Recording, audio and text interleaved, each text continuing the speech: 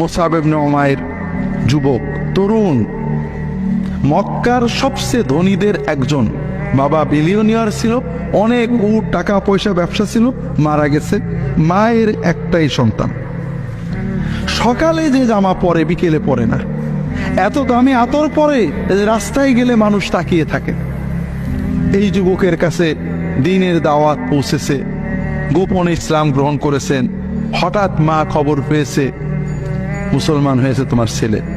মা ধরছে, বলে হ্যাঁ হয়েছি। মা বলে ছেড়ে দাও, বাপদাদার ধর্ম ছেড়ে এই ওহাবি হয়েছে কেন? আরবরা বলতে রেখে সাবেই, মানে বাপদাদার ধর্ম ছেড়ে নতুন জিনিস নেওয়া। আমরা যেমন বলি ওহাবি। বলে না মা ছাড়বো না। মা অনুরোধ করেছে শুনিনি, মা জেদ করেছে শুনিনি, মায়ের জেদ বেড়েছে।